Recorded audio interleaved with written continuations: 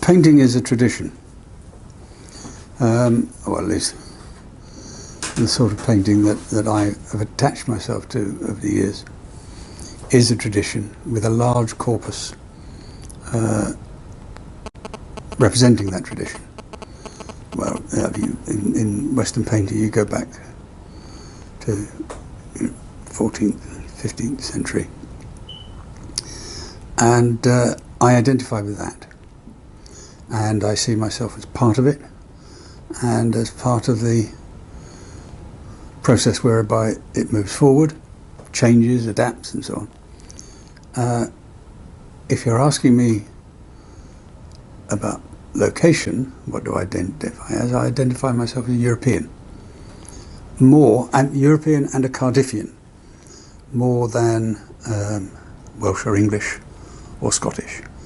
I have been asked several times lately about what I think about Scottish independence and so on, as though, having been born there, and my father was Scots, and I have Scots relatives, as though I should have some sort of view on it. My view is that nationalism of any kind is inherently bad, as is religion of any kind inherently bad, because it divides people. It seeks to divide people, and therefore is a cause of conflict and disassociation. So, identity, painter, traditional painter, Cardiffian, European. Do you find that Cardiff is quite a multicultural, inclusive city? Is it? Oh, it's certainly inclusive. There are exclusive elements within it.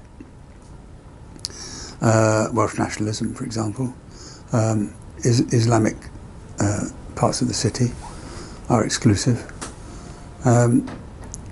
They don't seem to realise that they would not exist without the inclusiveness of the large amount of population.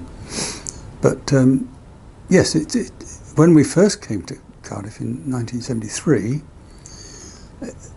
people were very proud of having a multiracial element, not multicultural.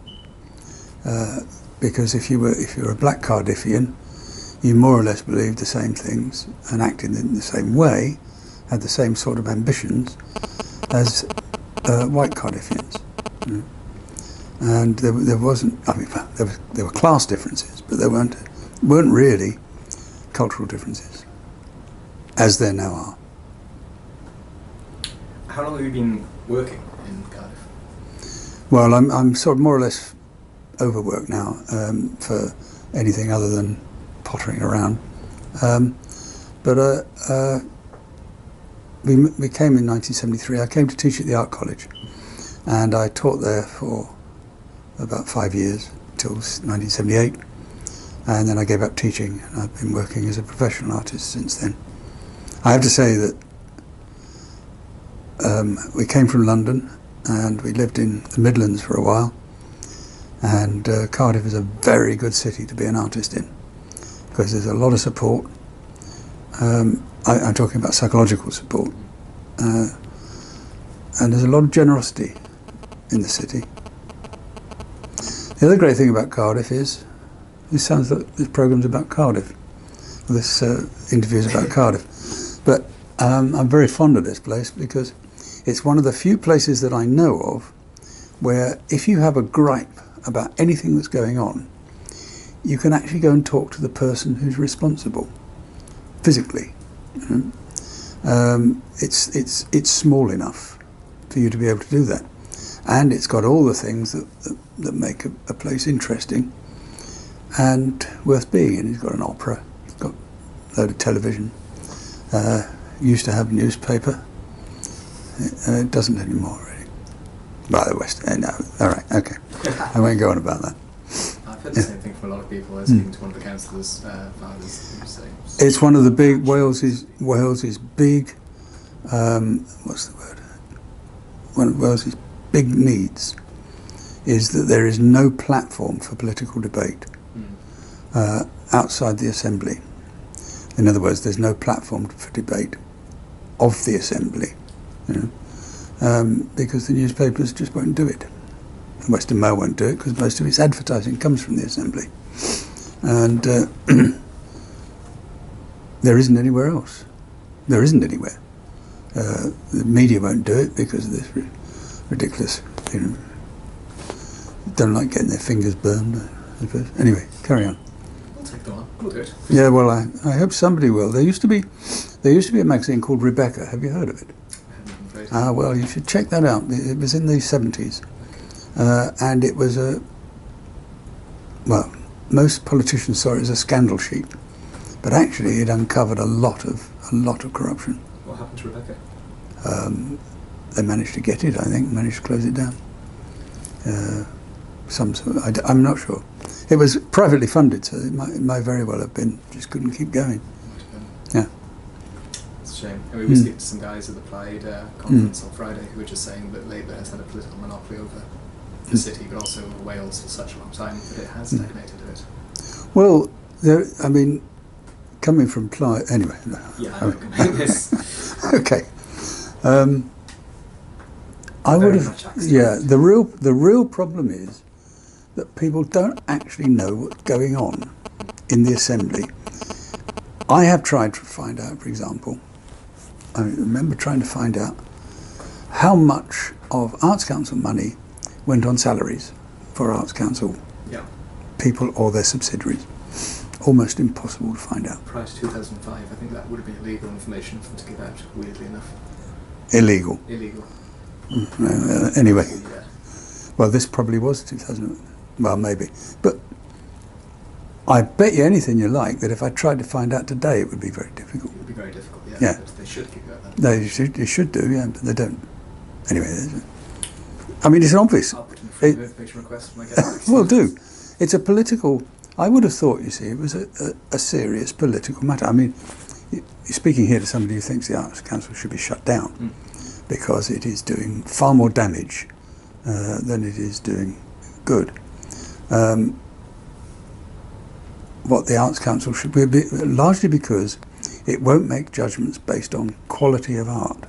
Right. It will only make judgments based upon what they things like, needs of the community, and arguments like relativeness and all that, almost meaningless words. But anyway. I was going to ask you what it meant, but almost meaningless. Yeah. Yes. Sorry. Well, you want to know what? I was going to ask you why the council's doing more harm than good, but you Yeah. give some information. Well, because they're supporting things which is not on the basis of artistic quality.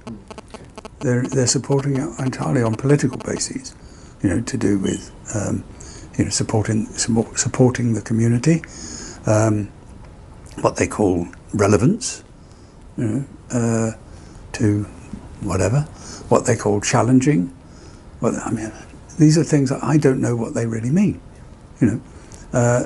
I know what artistic quality means, and I know how very difficult it is to make judgments about that. But nevertheless, that is what they should be doing, as far as I'm concerned, and disseminating that quality to the public. Anyway. Okay, in a different direction, you trained during the 1960s in the St Martin's School of Arts. Were you ever tempted to go in a more modernist or abstract direction? Oh yeah, oh God, yeah. Well, I mean, like I say, painting is a tradition, and it's got lots of, particularly in the 20th century, to some extent in the 19th. In the 19th, it had a more some new interest in psychology and people like Redon and so on. Took it in different directions. But in the 20th century, with the general acceptance of science as a way of looking at the world rather than religion, a whole new range of things came up. These are very attractive propositions, very, very interesting propositions. And for example, the idea that you can actually construct an art entirely of abstract qualities, abstract verities, if you like, abstract universals, was extremely attractive.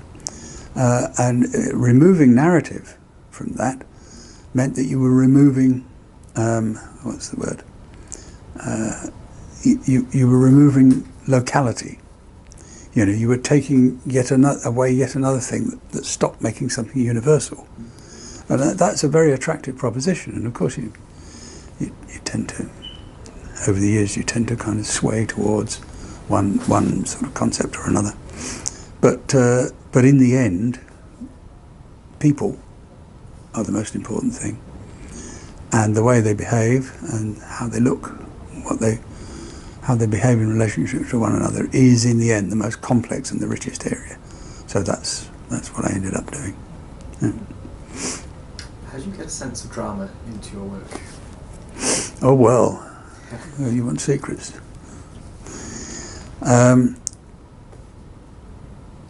Proximity, facial expression, and lighting. There you are. The Cardiff National Museum have recently taken a constable painting, I think, at Salisbury Cathedral. It's recently been brought there for an exhibition. Do you? I've also read that this painting has been saved for the nation. It's been bought for a phenomenal amount to keep it in the United Kingdom. You've really spoken about how nationalism is inherently divisive. Is it important at all to keep painting in a certain geographical space for posterity, for people's identity? For people's identity, I don't think so, really, because art is painting is one of the truly international languages. It doesn't actually require any kind of local thing like language to be able to cope with it. In fact, language is in many senses, as we see with a lot of conceptual and installation art,